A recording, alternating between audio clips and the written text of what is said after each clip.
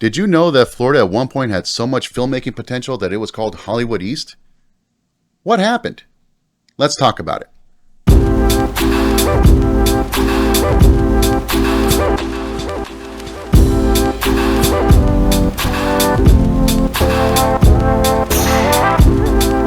Today's sponsors, no one, but you can check out my affiliate links in the description below for audio.com and GVM. With audio, you can learn how to get production quality music and sound effects for your next project. And for a limited time, you could use the code LT2023 for $300 off a lifetime membership. With GVM, you can stock up on professional lighting kits for videography and photography at a fraction of the price of other sellers. And if you use our link, you can get 10% off your entire order. Now onto the video. Hi guys, welcome back to the channel.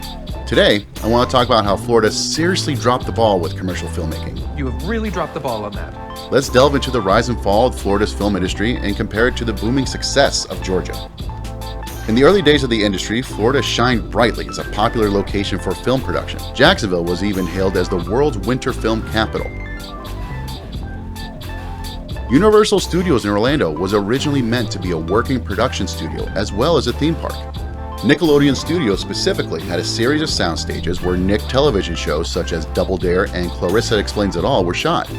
Guests could tour the facility and even take a larger production studio tour to get the full filmmaking experience. In the park's very earliest days, guests may have also been able to see the first full production that took place there, Psycho 4. Now, however, the most production it's seen is Sharknado 3.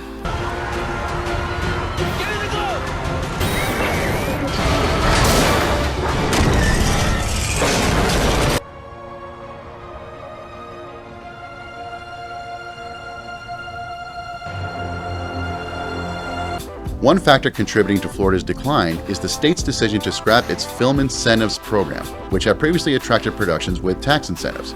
As other states offered more attractive incentives, Florida struggled to compete, leading to a decrease in production within its borders. I want to be very clear that Florida not only does not offer tax incentives for filmmakers, it is one of the few states in the US that does not offer those tax incentives. Texas offers tax incentives to filmmakers. Texas. Florida does experience periods of resurgence, such as the success of films like The Blair Witch Project in 1998, or the filming of scenes of Disney's 2013 film Tomorrowland in Titusville, Walt Disney World Orlando, John F. Kennedy Space Center, and even some scenes in my old childhood stomping grounds in New Smyrna Beach. Despite these brief shining moments, Florida continues to get overlooked by major film studios. You guys all think you're so much better than me. Oh, Meg, that is the least fancy thing I have ever heard. Let's shift our focus to Georgia, a state that has become a shining example of success in the filmmaking world. Georgia's film industry has experienced remarkable growth, leaving Florida in the dust. So what sets Georgia apart? First, the collaboration between the Georgia government and film production companies has been instrumental in attracting major productions. The state's diverse landscapes, from picturesque mountains to urban cityscapes, provide a wide range of natural and physical settings ideal for filmmakers. Atlanta's development as a filmmaking hub, complete with state-of-the-art studios, has further fueled Georgia's success. Another crucial factor is Georgia's deep talent pool. With over 30,000 highly trained and efficient crew members, the state boasts a thriving community of industry professionals. This skilled workforce has played a pivotal role in attracting major feature films and television series to Georgia's doorstep. Now, am I saying that Florida doesn't have this pool of talent or picturesque landscapes for filmmakers? Of course not. Florida is a major tourist destination for a reason. Aside from already existing studios and theme parks, Florida has some of the most beautiful beaches in the world, as well as vast national forests and wetlands, and its own urban cityscapes. And Florida absolutely does have the talent, until they leave for a hub like Atlanta, that is. Aside from not being able to throw a rock in Orlando without hitting an actor, there are a number of colleges that provide in-depth degrees in video production.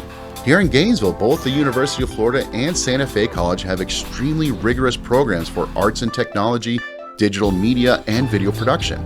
There's also schools like Full Sail, which boast full on-set experiences for hands-on learning. Comparing Georgia's success to Florida's decline highlights the importance of a supportive ecosystem. While Georgia has capitalized on its resources, infrastructure, and favorable state policies, Florida's decision to scrap its incentives programs and an inability to compete have contributed to its downfall. So the first step in reversing the damage done to the industry is to reinstate and strengthen the incentives repealed back in 2014. But why was this program defunded in the first place? I really hate to go there, but it really comes down to partisan politics. Conservatives in Florida have long opposed tax incentives for the film industry, citing their belief in free market principles and skepticism of the economic impact of the industry. Many conservatives view government subsidies as a distortion of the free market and argue that tax incentives for the film industry are a form of corporate welfare. Conservative advocacy group Americans for Prosperity Florida has been particularly vocal in its opposition to film incentive programs, deriding them as corporate handouts that do not positively impact the state. Additionally, conservatives perceive Hollywood as left-leaning and out of touch with conservative values, making them hesitant to support tax incentives for the film industry. This, unfortunately, is a dagger to the heart of any effort to revitalize the film industry in Florida. But we can lobby to reinstate incentives and vote accordingly. Until we get there, there are definitely other things we as filmmakers can be doing to prepare for when it does happen. Collaboration is key.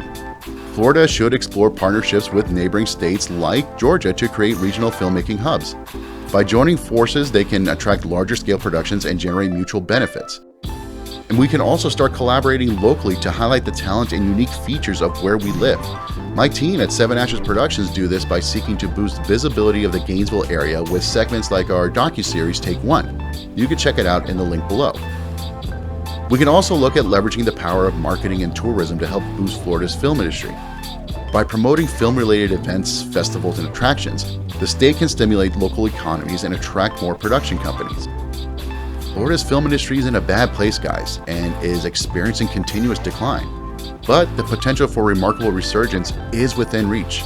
By learning from Georgia's success and lobbying to reinstate tax incentives, investing in infrastructure, nurturing and keeping local talent, fostering collaborations, and promoting film-related tourism, Florida can reclaim its position as the thriving filmmaking destination.